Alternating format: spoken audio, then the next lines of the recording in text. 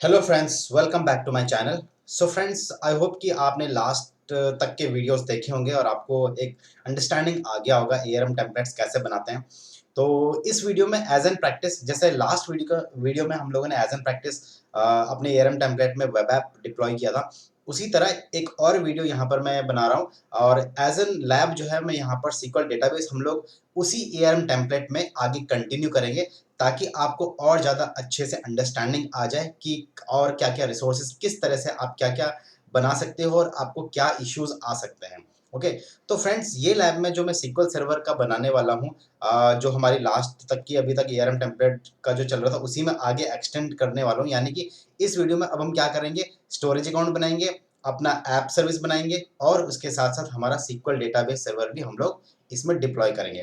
तो ये लैब बनाने से पहले जब मैं इसका प्रैक्टिस कर रहा था तो मुझे कुछ चैलेंजेस आए और मैंने हालांकि वो ट्रबल शूट किया खुद से, इधर माइक्रोसॉफ्ट के डॉक्यूमेंट से ढूंढ ढांड के मैंने ट्रबल शूट किया और उसको सक्सेसफुली डिप्लॉय करके देखा। तो अब मैं उसके ऊपर आप लोगों के लिए वीडियो बना रहा हूँ और जो चैलेंजेस थे वो मैं ट्राई करूंगा आप लोगों को समझाने की। बट एनीवेज ये जो है आपको खुद से प्रैक्टिस करनी पड़ेगी। वो कहते हैं ना कि प्रैक्टिस मेक्स मैन परफेक्ट। जब तक आप प्रैक्टिस नहीं करोगे तब तक आपको कुछ भी समझ में नहीं आने वाला। ओके, तो चलो फटाफट बिना टाइम वेस्ट करें हम लोग माइक्रोसॉफ्ट विजुअल स्टूडियो ओपन करते हैं, विजुअल स्टूडियो कोड। और यहाँ पर जो हमारा लास्ट का था वेब ऐप वाला उसको ओपन करता हूँ और इसको मैं कॉपी करता हूँ और एक नई फाइल में पेस्ट कर देता हूँ और वेब ऐप वाला फाइल जो है बंद कर देता हूँ। अब इस टाइम इस लैब में जैसे कि मैंने बोला एज एन प्रैक्टिस जो है मैं सिक्वल डेटाबेस का लैब दिखाने वाला हूँ, ताकि आपको और ज़्यादा बेहतर अंडरस्टैंडिंग हो जाए कि हम लोग एआरएम टेम्पलेट्स में और क्या क्या अपने को ध्यान रखना है। ओके, तो लास्ट का जो वीडियो था इसको पहले मैं सेव कर देता हूँ और इसका नाम दे देता हूँ SQL server dot JSON. Okay, save कर दिया। अब आपको मालूम होगा कि सीक्वल सर्वर में भी जब हम जो है डायरेक्टली डेटाबेस तो बना नहीं सकते, ऑब्वियसली उसके लिए पहले सीक्वल सर्वर बनाना पड़ेगा, देन उसके बाद अपने को डेटाबेस डिफाइन करना पड़ेगा, राइट। तो हम एक काम करते हैं, इसके जो है यहाँ पर पैरामीटर्स पहले डिफाइन कर लेते हैं। तो ये जो है पैरामीटर का सेक्शन यहाँ पर ये स्टार्ट हो रहा है, स्कीमा आ गया, कंटेंट वर्जन आ गया, पैरामीटर्स पैरामीटर्स यहाँ से स्टार्ट हो रहा है, फिर ये सारे पैरामीटर्स डाले हमने और ये हमारा लास्ट वाला था ऐप नेम का। तो मैं यहाँ पर जो एक और पैरामीटर डिफाइन कर देता हूँ और यहाँ पर डालता हूँ मैं सीक्वल सर्वर नेम। ओके, और उसके बाद फिर इसका टाइप डिफाइन कर देता हूँ स्ट्रिंग। ओके, और ये जो नाम है ना, यहाँ पर ये नाम मैं वेरिएबल्स में यहाँ डिफाइन कर देता हूँ। तो यहाँ कॉमा डाल के और इसको अगेन यूनिक सीक्वल नेम ऐसा नाम डाल देता हूँ। ओके, और उसके बाद इसको कॉन्कैटिनेट कर देता हूँ मैं किसके साथ, पैरामीटर्स में से उठाता हूँ मैं, पैरामीटर्स में से मैं सीक्वल सर्वर नेम उठा रहा हूँ, कॉमा डाल के यूनिक स्ट्रिंग कर रहा हूँ, रिसोर्स ग्रुप का मैं डॉट आईडी से उठा रहा हूँ। ओके, ये हो गया और यूनिक सीक्वल नेम हमने यहाँ डिफाइन कर दिया और यहाँ पर पैरामीटर डिफाइन कर दिया। इसके बाद इसको कॉमा करके फिर मैं यहाँ पर अपने को पता है कि सीक्वल सर्वर का अपने को account I mean admin account name और एडमिन अकाउंट पासवर्ड भी अपने को लगता है, राइट। तो यहाँ पर जो है हम लोग डालेंगे सीक्वल एडमिन आईडी और उसके बाद इसको टाइप में स्ट्रिंग कर देंगे और यहाँ पर जो है कॉमा डाल के इसका जो है डिफ़ॉल्ट वैल्यू में हम लोग यहाँ पैरामीटर में इसका डिफाइन कर देते हैं आईडी है अपना, इसका एडमिन आईडी। तो एडमिन आईडी लेट से मैं डालता हूँ एज्यूर एडमिन, जो हमारे सीक्वल सर्वर को कनेक्ट करेगा। उसके बाद कॉमा डाल के फिर सीक्वल एडमिन पासवर्ड भी अपने को लगता है, तो वो भी हम यही पैरामीटर में डिफाइन करेंगे। यहाँ पर डालता हूँ टाइप, टाइप में स्ट्रिंग। ओके, और तो सीक्वल एडमिन पासवर्ड में भी यहाँ पर हम लोग जो है स्ट्रिंग ही डिफाइन कर लेते हैं। स्ट्रिंग, सिक्योर स्ट्रिंग भी आप डिफाइन कर सकते हो, स्ट्रिंग भी डिफाइन कर सकते हो। उसके बाद यहाँ पर डिफ़ॉल्ट, यहाँ पर मैं पासवर्ड डिफाइन कर देता हूँ अपना।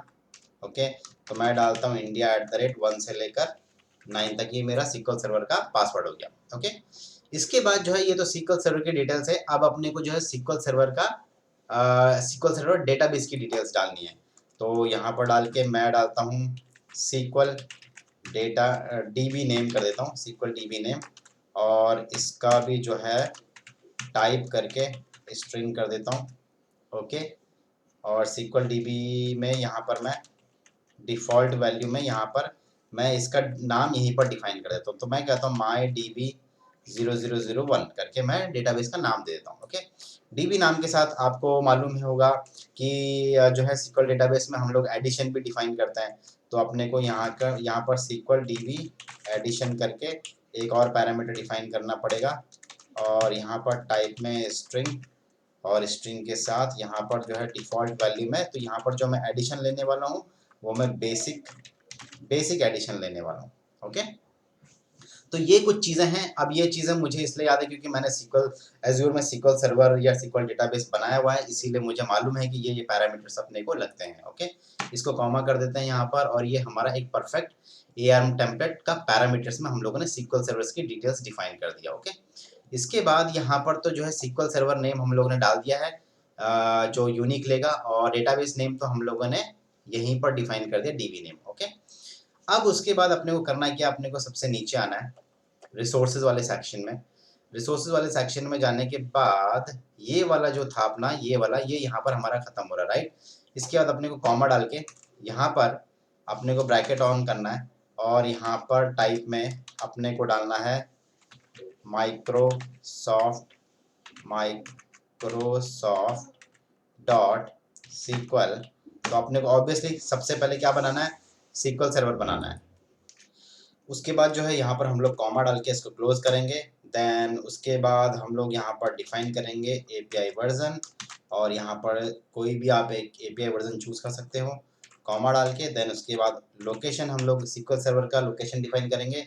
अब क्योंकि जैसे कि बिना SQL सर्वर के डेटाबेस नहीं बन सकता है, सेम अपने को जो उसी वे में पहले अपने को SQL सर्वर बनाना है, देन उसके बाद उसके अंदर अपने को डेटाबेस डिफाइन करना है। ओके, तो लोकेशन में जो है हम लोगों ने पैरामीटराइज कर रखा है, तो पैरामीटर्स में यहाँ पर डालते हैं पैरामीटर्स और ब्रैकेट ऑन, और ये लोकेशन वाला हम लोग लोकेशन एक ही पैरामीटर डिफाइन कर रखा है, वही यूज़ कर रहे हैं हम लोग।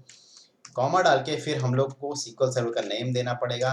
नेम में हम लोगों ने वेरिएबल से उठाना पड़ेगा अपने को, क्योंकि हम लोगों ने वेरिएबल में डिफाइन किया, राइट। तो वेरिएबल्स तो अपने को आएगा यूनिक SQL नेम, ये रहा यूनिक SQL नेम आ गया, कॉमा।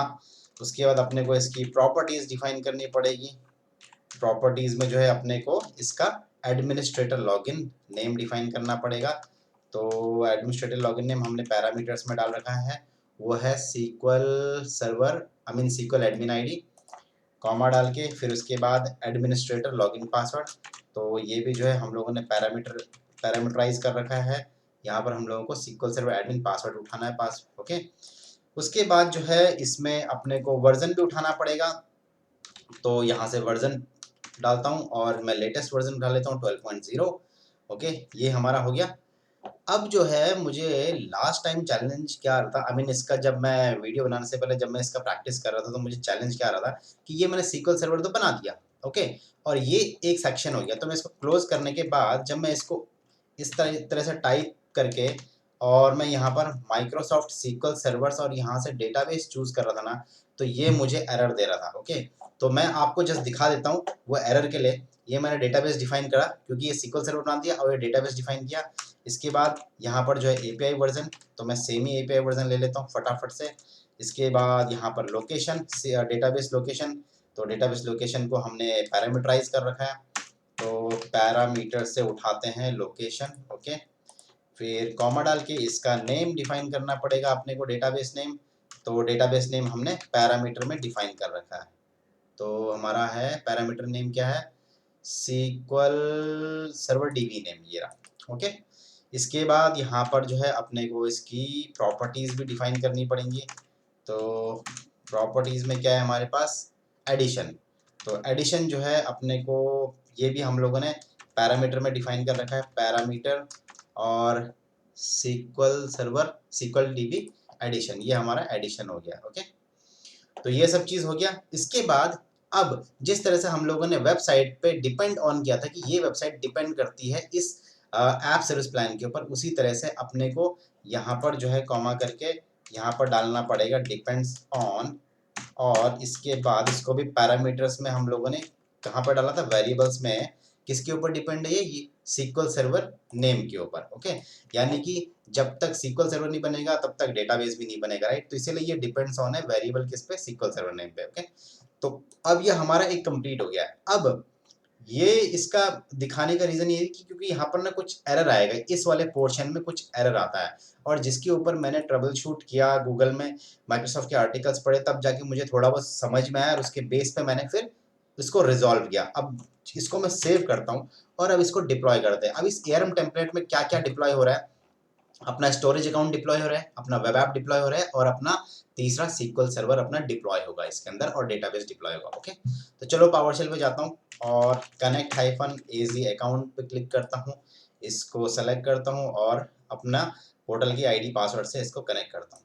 ओके, मैं सब्सक्रिप्शन आईडी चूज कर लेता हूँ, जिस रिसोर्स ग्रुप में जिस सब्सक्रिप्शन में मेरा रिसोर्स ग्रुप है उसका सब्सक्रिप्शन आईडी कॉपी कर लिया और यहाँ पर जाके जो है एक बार इसको चलने देते हैं, इसको कनेक्ट होने देते हैं पूरी तरीके से। ये हो गया और अब मैं एक काम करता हूँ, सेलेक्ट करता हूँ एजी सब्सक्रिप्शन यहाँ पर आईडी पेस्ट करता हूँ और इसको सेलेक्ट करता हूँ अपनी सब्सक्रिप्शन, क्योंकि हम लोगों को मेरा जो रिसोर्स ग्रुप है वो सब्सक्रिप्शन के अंदर है।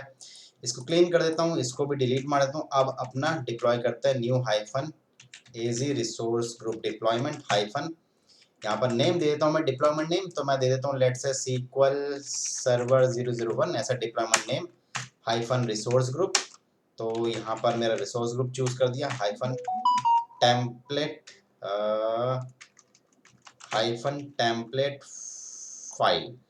टेम्पलेट फाइल और मेरा जो है डी ड्राइव के अंदर है जेसन फाइल्स करके और उसमें जो फाइल नेम दिया था हमने SQL सर्वर डॉट जेसन करके दिया था। ओके, अब जो है इसको मैं रन करता हूँ और आप अभी देखने की इसमें क्या डिफरेंस आपको आप मतलब क्या एरर आता है इसमें। ओके, तो मैं इसको रन करता हूँ, SQL स्टोरेज नेम पूछता है तो मैं store1 करके देता हूँ, ऐप सर्विस प्लान नेम पूछ रहा तो मैं कहता हूँ प्लान 01 और ऐप नेम पूछ रहा है तो web app 01, SQL server name पूछ रहा है तो मैं बोलता हूँ SQL SRV 01। डीबी नेम इसलिए नहीं पूछ रहा है क्योंकि डीबी नेम ऑलरेडी मैंने डिफाइन किया हुआ। अब आप देख सकते हैं, ये देखो ये मुझे एरर फेंक रहा था उस टाइम पे ये। ओके, तो ये बोलता है कुछ तो एरर की इनवैलिड टेम्पलेट बोलता है, deployment validation failed, the template resource ये फॉर टाइप। ये अब ये मेन जो प्रॉब्लम है वो समझने की वो ये है, तो ये बोलता है कि द टेम्पलेट रिसोर्स, मैं थोड़ा सा और जूम करता हूँ इसको, ये देखो ये बोलता है कि द टेम्पलेट रिसोर्स, ये वाला रिसोर्स कौन सा, माई डीबी 001 वाला, कौन सा जो हम लोगों ने यहाँ पर पैरामीटर में डीबी 001 दिया हुआ है, ये वाला। ओके, यहाँ पर एरर फेंक रहा है, वो क्या बोलता है फॉर टाइप, इस टाइप पे जो हम लोगों ने टाइप सेलेक्ट किया हुआ है Microsoft dot SQL servers database करके, एड लाइन 102 एंड कॉलम 51। तो ये क्या बोलता है एरर की, जो हमने ये जो टाइप सेलेक्ट किया हुआ है माइक्रोसॉफ्ट SQL सर्वर्स डेटाबेस करके, इसमें क्या बोलता है हैज इनकरेक्ट सेगमेंट लेंथ, ये ऐसा कुछ तो एरर बोल रहा है। और ये साथ में बोलता है in nested resource type must have identical number of segments as its resource name, a root resource type must have segment length 1 greater than its resource name. और ये फिर यहाँ पर कुछ लिंक देता है, तो मैंने उस टाइम पे यही किया था, तो मैंने ये लिंक ऐसा कॉपी किया था और उस टाइम पे मैं ऐसा जस्ट इसको ओपन किया और मैं इसको समझने की कोशिश करी कि यार ये एरर क्या फेंक रहा है, तो मुझे ये मिला, तो ये बोलता है in the resource action you define resources that are deployed और updated, you define resources with the following structure. तो हम लोग ऑब्वियसली इस तरह के स्ट्रक्चर में हम लोग बता रहे हैं। अब यहाँ पर आप देखोगे ना, तो यहाँ पर फिर से एक रिसोर्सेज लगा रखा है इसने, यानी कि एक रिसोर्स तो यहाँ पर लग ही रहा है, इसके अंदर यहाँ पर जो है फिर से इसने रिसोर्स करके जो एलिमेंट है वो डिफाइन किया हुआ है। तो यहाँ पर बोलता है एरे ऑफ चाइल्ड रिसोर्स। तो अभी प्रॉब्लम क्या था उस टाइम पे, अपने को यहाँ पर प्रॉब्लम क्या आ रहा है कि हमको ना ये एक्चुअली ये नेस्टेड, एक तरह से ये जो हम लोगों ने रिसोर्स डिफाइन किया यहाँ से, ये एक तरह से नेस्टेड रिसोर्सेज हो गया, नेस्टेड एरे हो गया एक्चुअली। तो जिसकी वजह से ना ये प्रॉब्लम दिखा रहा है, और ये एक्चुअली प्रॉब्लम नहीं है, माइक्रोसॉफ्ट ने बनाया ही इस तरह से ARM टेम्पलेट का कि अपने को जो है, जैसे मैंने बोला, जब तक प्रैक्टिस नहीं करोगे ना तब तक आपको समझ में नहीं आएगा कि कौन सी चीज़ कहाँ पर आपको डालनी है। ओके, तो अब इसका सॉल्यूशन क्या है, यहाँ से ये वाला जो हमने स्टार्ट किया है डेटाबेस वाला, ये सेक्शन में पहले तो डिलीट मार देता हूँ। ओके, अब अपने को डेटाबेस बनाना है, तो डेटाबेस बनाने के लिए अपने को क्या है, ये SQL सर्वर है, राइट। इस SQL सर्वर के अंदर अपने को यहाँ पर जो है, इसके अंदर यानी कि ये जो टाइप है इसका, ये यहाँ से लेकर यहाँ स्टार्ट हो रहा है, यहाँ पर एंड हो रहा है। अपने को करना क्या है कि यहाँ पर इसको क्लोज करके यहाँ पर अपने को एज अ रिसोर्स डिफाइन करना पड़ेगा इसको, एक नया एलिमेंट, क्योंकि ये नेस्टेड आपका एक तरह से नेस्टेड एरे में चल रहा है, जिसकी वजह से ये वो अपने को एरर दे रहा है। तो अपने को यहाँ पर एक और रिसोर्स, एक एलिमेंट ऐड करना पड़ेगा। तो क्योंकि यहाँ पर बोलता है array of a child resources करके, ये इसका चाइल्ड रिसोर्सेज का एरे है, इसलिए अपने को इस वे में एक डिफाइन करके देखना पड़ेगा। तो मैं यहाँ पर डालता हूँ रिसोर्सेज और इसको ओपन करता हूँ, फिर यहाँ पर जो है ब्रैकेट ऑन करके टाइप करता हूँ, और यहाँ पर अपने को ये डिफाइन नहीं करना है। यहाँ पर SQL सर्वर में यहाँ पर आप डेटाबेस टाइप करोगे ना, तो ये देखो डेटाबेसेस करके आ गया। तो अपने को ये वाला डेटाबेसेस, क्योंकि ये जो है इसका चाइल्ड एरे है किसका, इस वाले रिसोर्सेज का। तो यहाँ पर जो है आप पूरा टाइप नहीं दोगे तो पूरा डेटाबेस, क्योंकि ये मेरे को माइक्रोसॉफ्ट के डॉक्यूमेंटेशन में ही मिला है कि भाई डेटाबेस ना वैसे डिफाइन करके नहीं चलता है, जिस तरह से हम लोग ने SQL सर्वर डिफाइन का टाइप डिसाइड किया, वैसी डेटाबेस का टाइप उस वे में नहीं चलता, ये इस वे में चलता है। ओके, तो डेटाबेसेस किया, इसके बाद जो है यहाँ पर मैं फिर से API वर्जन डालता हूँ, सेम वर्जन चूज कर लेता हूँ जो मैंने SQL सर्वर का चूज किया है, कॉमा डाल के यहाँ पर जो है मैं नेम दे देता हूँ। नेम में हमने पैरामीटर्स में डाला हुआ है SQL server DB name. Okay, इसके बाद यहाँ पर लोकेशन डाल देता हूँ मैं, लोकेशन भी हमने पैरामीटर में डाला हुआ है, पैरामीटर्स में हमारा लोकेशन हो गया। उसके बाद जो है यहाँ पर अगेन सेम चीज़ अपने को प्रॉपर्टीज़ डिफाइन करनी पड़ेगी। प्रॉपर्टीज़ में हम लोगों ने एडिशन, सॉरी ये वाला नहीं है, ये वाला है, यहाँ पर अपने को एडिशन डिफाइन करना पड़ेगा।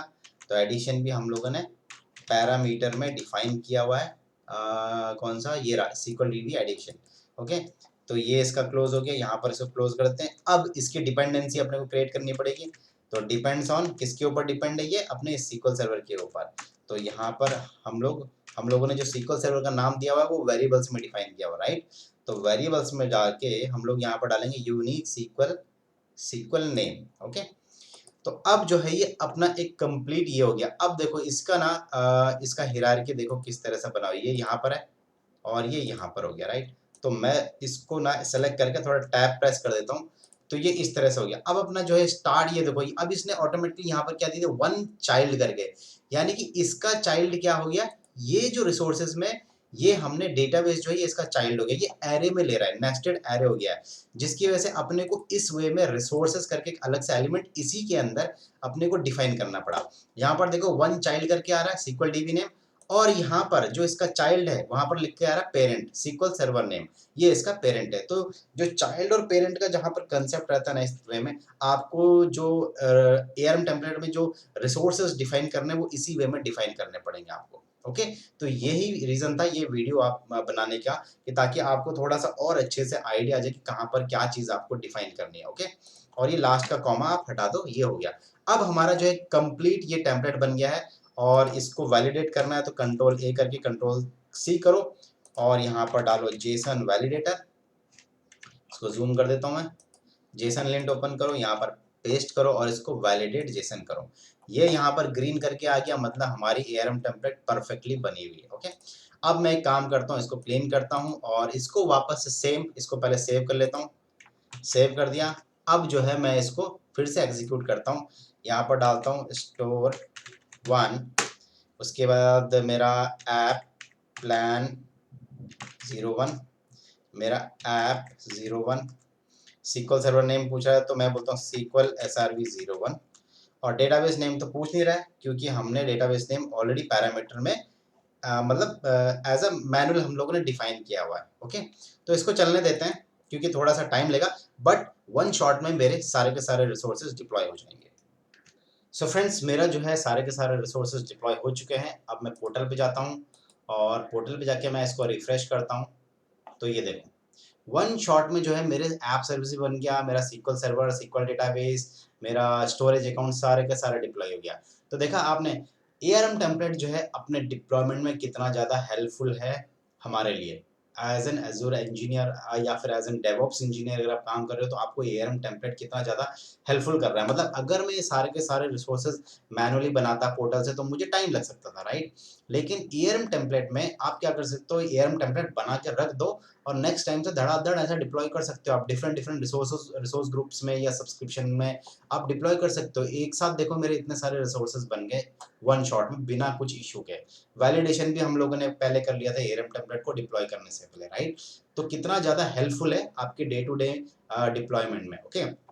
दूसरा जो है एक लास्ट पॉइंट जो मैं यहाँ पर आपको बताने की कोशिश कर रहा था या समझाने की कोशिश कर रहा था कि ये जो है रिसोर्स यहाँ पर टाइप जो है माइक्रोसॉफ्ट डॉट सीक्वल था, बट उसके अंदर जो है मैंने रिसोर्सेज करके एक अलग से डिफाइन किया। तो इसका और मतलब फुल प्रूफ क्या है कि मैंने क्यों किया, कैसे किया?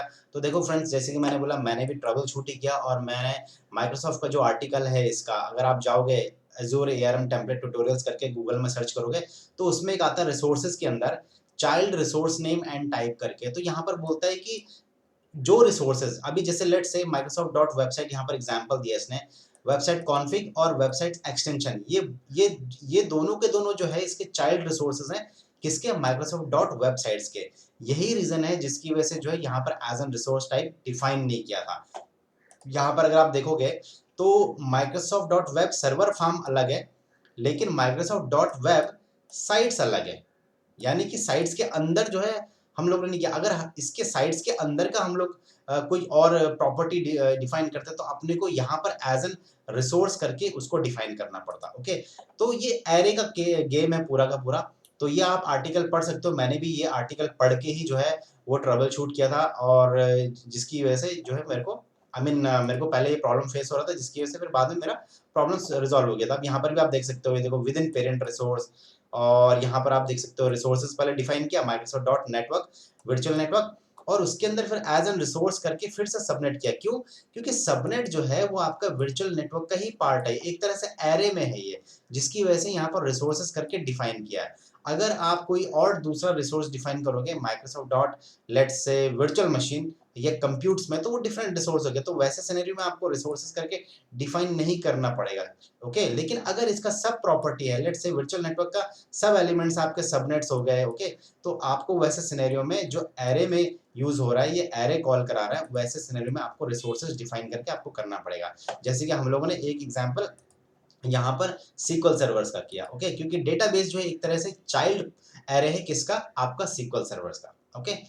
तो फ्रेंड्स ये था इस वीडियो में। आई होप कि आपको और ज़्यादा थोड़ा आई मीन अंडरस्टैंडिंग आ गई होगी कि क्या-क्या चीज़ें आपको ध्यान रखनी है। और अगेन मैं बार-बार यही कह रहा हूँ, प्रैक्टिस के बिना कुछ नहीं होगा। आपको प्रैक्टिस करोगे तो ही जाके आप ट्रबल शूट भी कर सकते हो, चाहे वो कोड हो या कोई भी रिसोर्स हो किसी के ऊपर भी। जब तक आपको बेसिक अंडरस्टैंडिंग नहीं होगी ना, जब तक आप समझोगे नहीं तब तक आप ट्रबल शूट भी नहीं कर पाओगे। तो मैंने क्यों ट्रबल शूट कर पाया? क्योंकि मुझे एक बेसिक अंडरस्टैंडिंग है एआरएम टेम्पलेट्स की कि कैसे बनाते हैं, कैसे क्या-क्या चीज़ें अपने को ध्यान कर सकते हैं या लॉजिक क्या-क्या यूज़ कर सकते हैं इसमें, ओके?